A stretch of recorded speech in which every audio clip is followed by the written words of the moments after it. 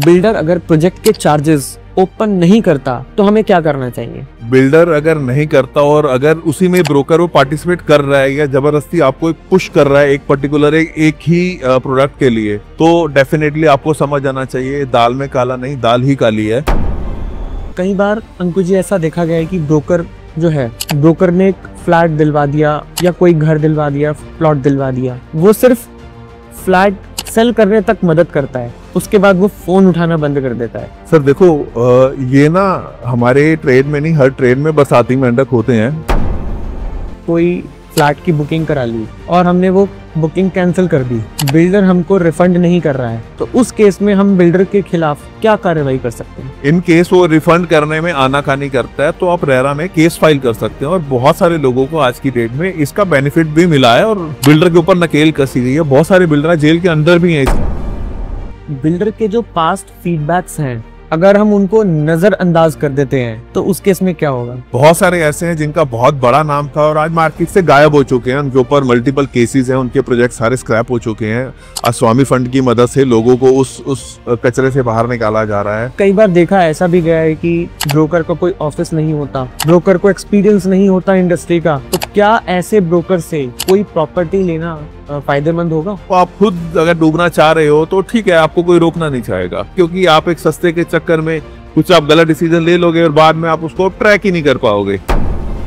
Builder ने कहा कि 2 साल पोजीशन मिल जाएगा, मगर अब 4 साल हो गए, 5 साल हो गए, अभी तक पोजीशन नहीं मिल रहा, और ऐसे बहुत सारे प्रोजेक्ट मार्केट में हैं जिनका पोजीशन टाइम पे नहीं है, तो इस केस में बायर को क्या करना चाहिए? कभी कभी गवर्नमेंट कभी पोल्यूशन की वजह से डिले कर देती है, वो भी एक समझ आता है, लेकिन 2 साल का, 4 साल या 4 साल का 8 साल, ये कम्प्लीटली इंटेंशन ही मुझे लगता है बिल्डर की गलत होती है। अगर बिल्डर हमें रेरा नंबर नहीं देता, रेरा नंबर हमें शो ही नहीं कर रहा है, तो क्या वो बिल्डर सही है? रेरा नंबर ना अब एक वो गाइडलाइन बन चुकी है कि विदाउट रेरा आप अपनी लैंड के ऊपर कमर्शियल फ्लैगिंग ही नहीं कर सकते हो कि मैं उसको सेल करने आया हूँ। क्या रीसेल प्रॉपर्टी की भी लीगल इन्वेस्टिगेशन जरूरी होता है? Bank is a right way to go for check the due diligence of any kind of property, any kind of asset.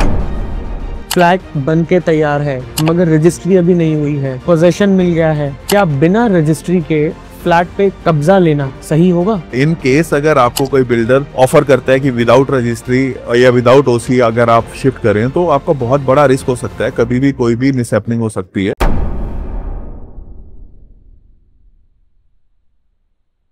Welcome to Victory Success Talk. मेरा नाम है कौशल।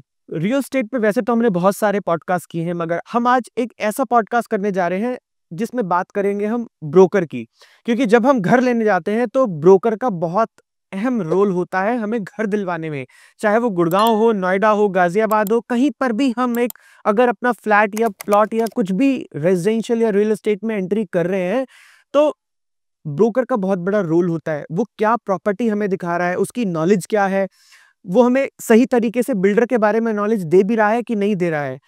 तो इन सारी परतों को आज हम खोलेंगे इस पॉडकास्ट के अंदर। आज हम मिलेंगे अंकुश जी से और बात करेंगे रियल एस्टेट के बारे में, हम बात करेंगे ब्रोकर के बारे में कि किस तरीके से ब्रोकर बेवकूफ बनाते हैं या किस तरीके से ब्रोकर्स गाइड करते हैं। तो आइए एक एक परत को हम खोलते हैं और स्वागत करते हैं हम अंकुश जी का। Hello Kaushal ji, good to see you again. Yes sir, thank you so much for coming again in our podcast sir. Thanks, आपने हमें टाइम दिया और अपने दोबारा से इस चैनल का हिस्सा बनने का मौका दिया। बिल्कुल सर, बिल्कुल। तो आज का जो, जैसे मैंने अपने इंट्रोडक्शन में बताया कि कुछ हम ब्रोकर्स के ऊपर बात करने वाले हैं, सो कितनी अहमियत होती है ब्रोकर की? सर देखो, सबसे पहली चीज ना, अब ब्रोकर यस एक प्रोफाइल जरूर है, लेकिन अब ना दायरे इसके बहुत बदल गए हैं। सो पहले क्या होता था, ब्रोकर एक इंश्योरेंस भी बेचता है, ब्रोकर हर तरह की चीज़ों में जो मीडिएटर का रोल प्ले करता है वो उसको हम ब्रोकर्स भी कहते हैं, मीडिएटर भी कहते हैं। लेकिन धीरे धीरे वक्त बदला और वक्त के साथ साथ जनरेशन में काम करने का एक रुतबा और एक लहजा भी बदला। तो अब जो लास्ट जब से रेरा आया है तो ब्रोकर की एक लिमिटेशंस और उसकी रिस्पॉन्सिबिलिटी बढ़ के खड़ी हो गई हैं, क्योंकि अब गली के अंदर रह के आप कोई भी अनएथिकल प्रैक्टिस नहीं कर सकते। रेरा की एक गाइडलाइंस बहुत स्ट्रांग है।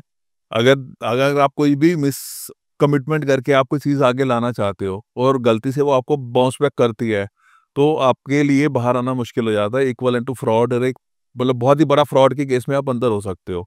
तो अब आने वाला टाइम जो है ब्रोकर्स के लिए भी आसान नहीं है। तो डेफिनेटली वक्त के साथ साथ चीजें बदल रही हैं, ब्रोकर्स को भी अपडेट होना पड़ेगा।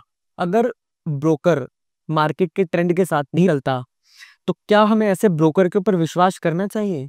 सर सबसे पहली चीज तो आपको ब्रोकर चूज करते वक्त भी ये देखना पड़ेगा कि वो ट्रेंड के साथ चलने लायक है या नहीं है, उसका पास बैकग्राउंड कितना है, उसने रेरा लाइसेंस लिया हुआ है नहीं लिया हुआ, उसका अपना एक ऑफिस है या नहीं है, वो कितने सालों से कितने बिल्डर्स के साथ काम कर चुका है, किस तरह की वो पॉलिसीज का उसको नॉलेज है, वो वक्त के साथ साथ उसकी एक एक बायर की या एक क्लाइंट की जो रिक्वायरमेंट होती है उसके चारों तरफ उसका दायरा कितना स्ट्रांग है। तो जब तक आप इस चीज़ को इवैल्यूएट नहीं करेंगे, आप ब्रोकर को इवैल्यूएट कर ही नहीं सकते। सबसे पहले तो आपको उन चीज़ों को इवैल्यूएट करना पड़ेगा। बिल्डर अगर प्रोजेक्ट के चार्जेस ओपन नहीं करता तो हमें क्या करना चाहिए? सर देखो, ये ना 2 चीज़ें हम अलग-अलग मिक्स कर रहे हैं, एक बिल्डर और एक ब्रोकर। बिल्डर अगर नहीं करता और अगर उसी में ब्रोकर वो पार्टिसिपेट कर रहा है या ज़बरदस्ती आपको एक पुश कर रहा है एक पर्टिकुलर एक ही प्रोडक्ट के लिए, तो डेफ़िनेटली आपको समझ आना चाहिए दाल में काला नहीं, दाल ही काली है। तो क्यों वो नहीं कर रहा है, या तो वो ट्रांसपेरेंसी से आपके साथ रीज़न शेयर करे, और अगर वो रीज़न शेयर ना करके वो कोई और प्रोजेक्ट का कंपैरिज़न ना करके सिर्फ़ एक ही चीज़ पे रुक रहा है, तो समझो दाल काली है। यहाँ पे बिल्डर भी गलत है और ब्रोकर भी गलत है। ये सवाल हम आपसे इसलिए पूछा क्योंकि आप खुद एक ब्रोकर हैं, क्योंकि आप दोनों साइड से डील करते हैं, बायर्स की तरफ से भी बात करते हैं और बिल्डर की तरफ से भी बात करते हैं। तो आपको पूरी रियलिटी पता होनी चाहिए और पता होगी भी शायद। देखो, पता डेफ़िनेटली है, आज 15 साल मुझे इंडिविजुअल काम करते हुए हो गए हैं, तो बहुत से लोग हमारे सामने से आए, बहुत से लोग चले गए। तो रीज़न यही है कि अगर आप सीधे-सीधे पॉलिसीज़ को फ़ॉलो करेंगे, एक अपने क्लाइंट को एक लॉन्ग टर्म रिलेशंस के लिए फ़ॉलो करेंगे, तो डेफ़िनेटली आप लॉन्ग टर्म काम कर पाएँगे। लेकिन अगर आप किसी एक क्लाइंट को आज का बकरा समझ के काटने की कोशिश करेंगे, तो आप लॉन्ग टर्म नहीं चल पाएँगे। तो आपको बिल्डर भी देखो अपने सेल करने के लिए मैनिपुलेशंस करता है, लेकिन आप उसकी आड़ में ये नहीं कि आप अपने क्लाइंट को कुछ गलत प्रोडक्ट दे दो जिसके बाद आपको उसका फ़ोन उठाना बंद करना पड़े और वो उसको आपसे एक नेगेटिव इंप्रेशन आना पड़े। तो मेरी राय हर ब्रोकर से वो है कि एक रिस्पेक्टिव अपने चारों तरफ ऑरा खड़ा करे कि ब्रोकर्स को लोग एक एक रिस्पेक्ट की नज़र से देखें। अंकुश जी, कई बार देखा ऐसा भी गया है कि ब्रोकर का कोई ऑफिस नहीं होता, ब्रोकर को एक्सपीरियंस नहीं होता इंडस्ट्री का। तो क्या ऐसे ब्रोकर से कोई प्रॉपर्टी लेना फायदेमंद होगा? सो देखो, फ़ायदा या नुकसान तो एक सेकेंडरी कॉल है। सबसे पहले तो आज की डेट में अगर हम एक सैलून भी चूज़ करते हैं ना, तो उसका भी पास्ट एक्सपीरियंस देखते हैं, वो कितने साल पुराना है। एक डॉक्टर चूज़ करते हैं, उसको भी हम पास्ट बैकग्राउंड देखते हैं। एक सीए चूज़ करते हैं, उसका भी बैकग्राउंड देखते हैं। तो व्हाई नॉट ब्रोकर? अगर एक एजुकेशन के अंदर आप सीए करने जाते हो, तो एक आपको इंटर्न करनी पड़ती है। लीगल में एडवोकेट बनने जाते हो, तो एक लीगल का एक पैरामीटर है कि आपको इतने साल प्रैक्टिस करनी पड़ेगी। तो क्यों नहीं आप एक एक्सपीरियंस पर्सन के साथ काम करना चाहते हो? जिस पर्सन का आप कह रहे हो कि ऑफिस नहीं है, कि जिस पर्सन के पास लाइसेंस नहीं है, जिस पर्सन के पास एक्सपीरियंस नहीं है, तो आप खुद अगर डूबना चाह रहे हो, तो ठीक है, आपको कोई रोकना नहीं चाहेगा। मतलब रोक पाएगा ही नहीं, क्योंकि आप एक सस्ते के चक्कर में कुछ आप गलत डिसीजन ले लोगे और बाद में आप उसको ट्रैक ही नहीं कर पाओगे। बिल्डर के जो पास्ट फीडबैक्स हैं, अगर हम उनको नज़रअंदाज कर देते हैं, तो उस केस में क्या होगा? सर देखो, नज़रअंदाज करने वाला टॉपिक होगा तो वो नज़रअंदाज किया जा सकता है, लेकिन एक आदमी की फितरत होती है, वो नहीं बदलती। हमारी फील्ड में बहुत से डेवलपर ऐसे हैं जिन्होंने रिसेशन आने के बाद भी मार्केट नहीं छोड़ी और लोगों को थोड़ा लेट सही लेकिन प्रोडक्ट डिलीवर किया। और बहुत सारे ऐसे हैं जिनका बहुत बड़ा नाम था और आज मार्केट से गायब हो चुके हैं, उनके ऊपर मल्टीपल केसेस हैं, उनके प्रोजेक्ट सारे स्क्रैप हो चुके हैं। आज स्वामी फंड की मदद से लोगों को उस कचरे से बाहर निकाला जा रहा है। मैं कचरा वर्ड सॉरी गलत यूज़ कर रहा हूँ। उस इन्वेस्टमेंट में, उस फीलिंग के अंदर जहाँ पे एक क्लाइंट फँस चुका है, जहाँ पे सरकार की मदद से फंडिंग की जा रही है और उसको हेल्प करके दोबारा से घर दिया जा रहा है। तो मुझे लगता है कि दोनों को ये प्रॉपर एक रोल समझना पड़ेगा कि वो बिल्डर भी कैसा हो और वो डीलर को भी समझना पड़ेगा या ब्रोकर को भी समझना पड़ेगा कि वो किस तरह के प्रोडक्ट को बेचे। अंकुश जी, कई बार ऐसा देखा गया है कि ब्रोकर एक ही प्रोजेक्ट को पुश कर देता है बायर के ऊपर, नहीं आप फ्लैट इसी बिल्डर से लो। तो उस केस में हमारी समझदारी क्या कहती है या बायर की समझदारी क्या कहती है? सर देखो, समझदारी तो सबसे पहले तो ट्रस्ट, आप ट्रस्ट किस पे करना चाहते हो, आपका मार्केट के ऊपर वर्किंग कितना है, आपने मार्केट में सर्वे किस तरह की है, आपकी पॉकेट के हिसाब से, आपकी रेंज के हिसाब से कितने प्रोजेक्ट मार्केट में हैं, किन के ऊपर लाइसेंस है नहीं है, किन की कंस्ट्रक्शंस डिले चल रही हैं, किन की कंस्ट्रक्शन ऑन टाइम चल रही हैं, क्या वो डेवलपर टाइम से दे पाएगा, क्या उसका ऐसा पास्ट एक्सपीरियंस है, ये सब चीज़ों को ना ध्यान में रखना पड़ता है। और यही एक चैनल पार्टनर की एक रिस्पॉन्सिबिलिटी होती है कि वो अपने क्लाइंट को कभी भी मिस सेलिंग ना करे, गलत कमिटमेंट ना करे, एक अपने छोटे से प्रॉफिट के लिए गलत प्रोजेक्ट के अंदर ना धकेल दे। अंकुश जी, अगर बिल्डर हमें रेरा नंबर नहीं देता, रेरा नंबर हमें शो ही नहीं कर रहा है, तो क्या वो बिल्डर सही है? कौशल जी देखो, रेरा नंबर ना अब एक वो गाइडलाइन बन चुकी है कि विदाउट रेरा आप अपनी लैंड के ऊपर कमर्शियल फ्लैगिंग ही नहीं कर सकते हो कि मैं उसको सेल करने आया हूँ। This is completely a illegal practice, non ethical practice, कि अगर आप विदाउट रेरा नंबर आप अपने प्रोडक्ट को सेल कर रहे हो। तो आज की डेट में रेरा आने के बाद रेरा ट्रैक करना और रेरा वेरीफाई करना बहुत ही ईज़ी है। गवर्नमेंट की वेबसाइट्स हैं, आप रेरा नंबर को भी, लोग क्या करते थे, फर्जी रेरा नंबर दिखा के लोग बिज़नेस किया करते थे। आज की डेट में वो सब चीज़ें भी ट्रैक करना बहुत ईज़ी है कि आप रेरा नंबर को साइट पे सर्वे करो और उसको पता चल जाता है कि है या नहीं है। सिस्टम में वो हो सकता है कभी रेरा पहले आ चुका हो और वो सिस्टम पे आने में 2-4 दिन बाद आए, लेकिन ऐसा नहीं हो सकता कि वो रेरा के बिना अगर वो प्रोजेक्ट लॉन्च कर रहा है तो मतलब दाल तो काली है ही है, और अगर आप उस काली दाल के अंदर जाके कुछ निकालना चाह रहे हो तो जिसका स्कोप बहुत कम है, रिस्क बहुत ज़्यादा है। अंकुश जी, कई बार देखा ये गया है कि हमें कोई फ्लैट बुक करना है, मगर हमने साइट ही विजिट नहीं करी अब तक। अभी हमने साइट ही नहीं देखी। तो क्या बिना साइट विजिट किए कोई फ्लैट को बुक करना सही है? कौशल जी, देखो सबकी ना अपनी एक रिक्वायरमेंट है। अगर आपको लगता है कि आप मार्केट में इतना स्ट्रॉन्ग होमवर्क करके बैठे हुए हो कि आपको साइट देखने की ज़रूरत नहीं है, and you are very much aware with the sector और nearby sector upcoming developments, तब तो आपके लिए कहा जा सकता है कि आप उसके ऊपर डिसीजन ले सकते हो। लेकिन being an first time buyer, being an investor, being an end user, मुझे लगता है कि आपको पूरी सर्वे करनी चाहिए, उसको पूरा सोशल मीडिया पे भी ट्रैक करना चाहिए, उसके अपकमिंग्स क्या वहाँ पे डेवलपमेंट आने वाली है वो भी देखना चाहिए, बिल्डर बैकग्राउंड भी देखना चाहिए, और बिल्डर ने जहाँ-जहाँ पास्ट में डिलीवरी दी है वहाँ जाके भी फीडबैक लेना चाहिए।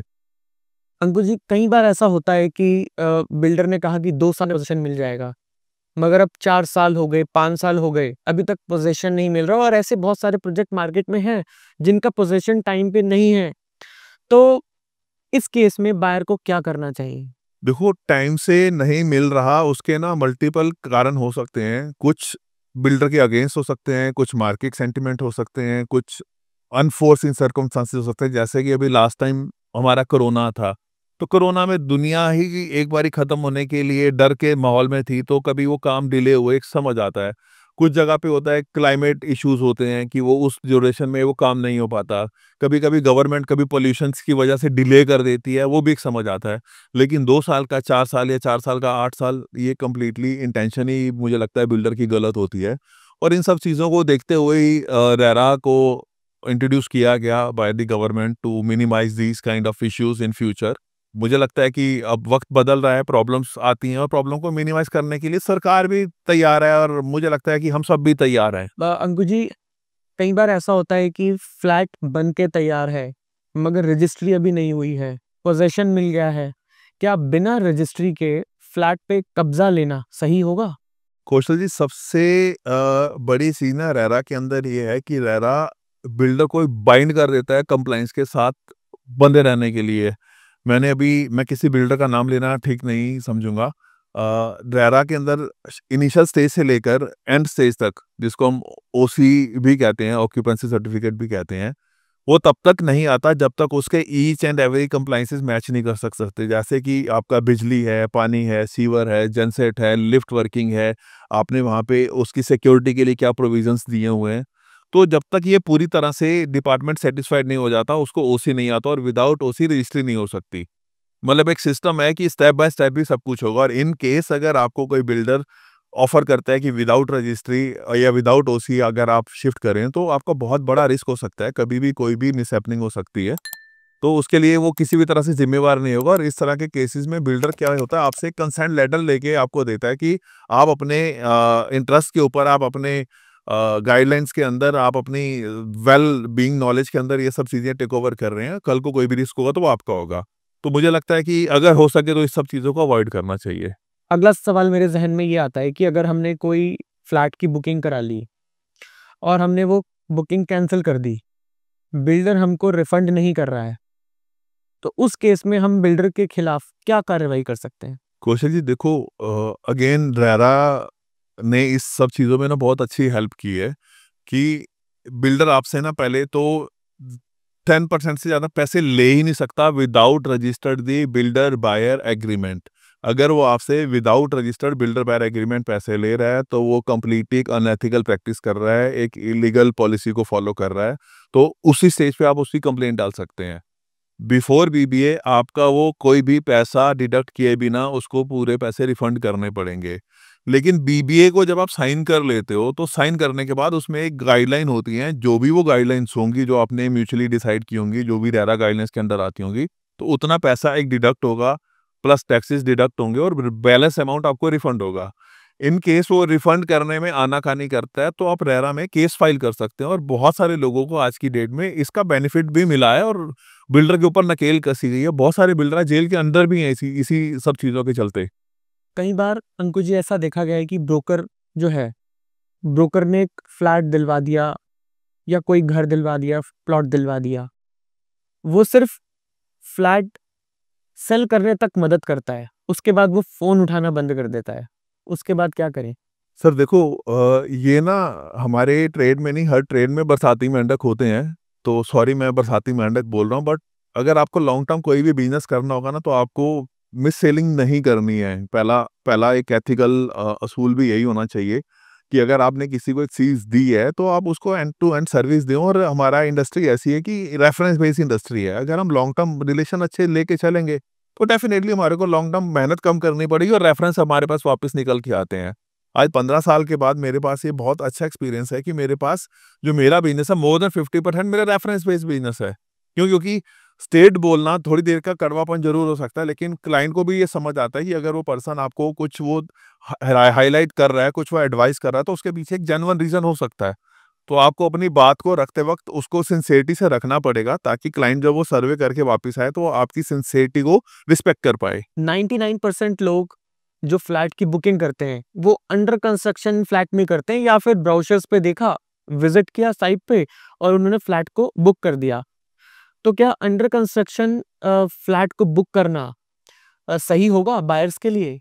कौशल जी देखो, ये सबकी ना अपनी एक रिक्वायरमेंट हो सकती है कि अगर आप 5 साल बाद का प्लान कर रहे हो तो you can go with under construction. आपको लगता है कि आपको 2 साल बाद जाना है या 2 साल बाद कुछ शिफ्टिंग प्लान करनी है या आपका कोई बच्चा 2 साल बाद एक पर्टिकुलर एक प्लेस पे पहुंचना चाह रहा है, आप उसके लिए कोई चीज़ प्लान कर रहे हैं, तो आपको उस स्टेज पे एंटर करना पड़ेगा या स्ट्रक्चर कंप्लीट हो चुका हो, फिनिशिंग होने वाली हो, जहाँ पे साल 1.5 साल का काम बचा हो, तो हायर साइड पे वो 2 साल में आपको डिलीवर हो जाए।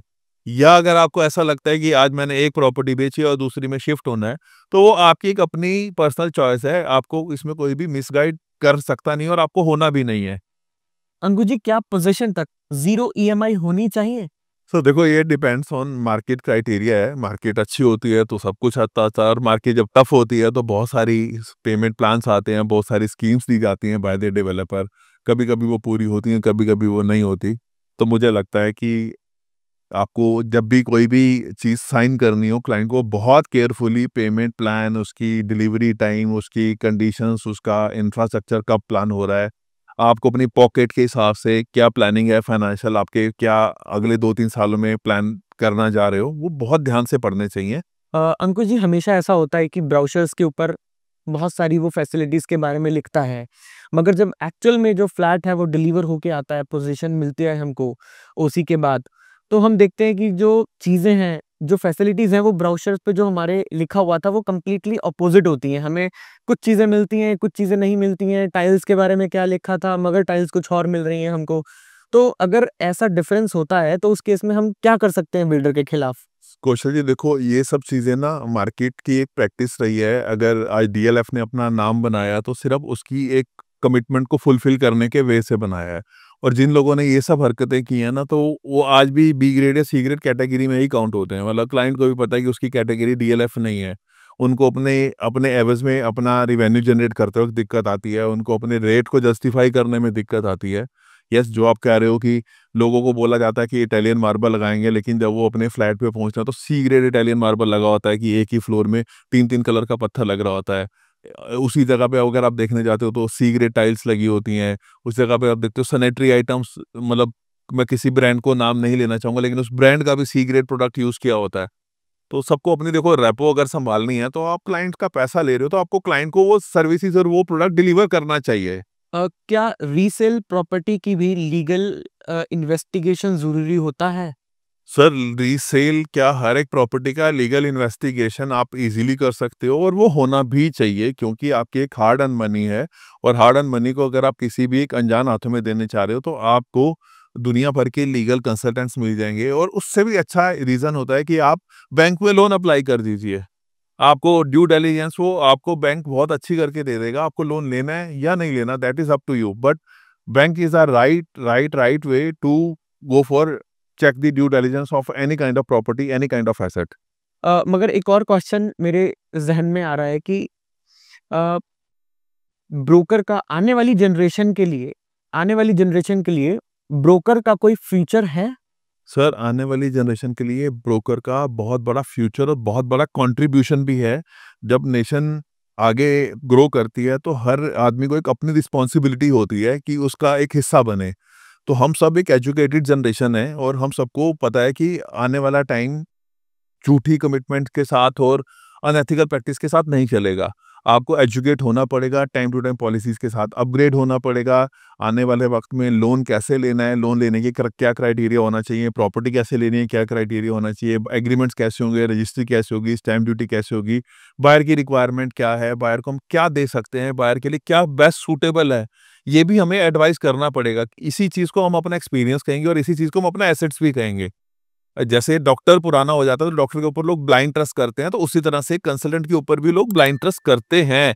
सब्जेक्ट टू आप उनके साथ एक अच्छा रिलेशन कैरी करो, उनके साथ ट्रांसपेरेंसी मेंटेन करो। डेफिनेटली बहुत अच्छा फ्यूचर है और मैं चाहूँगा आने वाली जनरेशन इसमें एक बहुत अच्छे माइंडसेट के साथ एंटर करे और बहुत ही एक कंट्री को ग्रो करने के लिए, अपनी कंट्रीब्यूशन के लिए तैयार हो जाए। आज का पॉडकास्ट हम यहीं पर वाइंड अप करेंगे, क्योंकि बहुत सारी बातें हमने ब्रोकर के ऊपर, हमने बिल्डर्स के ऊपर करी हैं और मुझे लगता है कि ये बहुत फ्रूटफुल पॉडकास्ट रहेगा।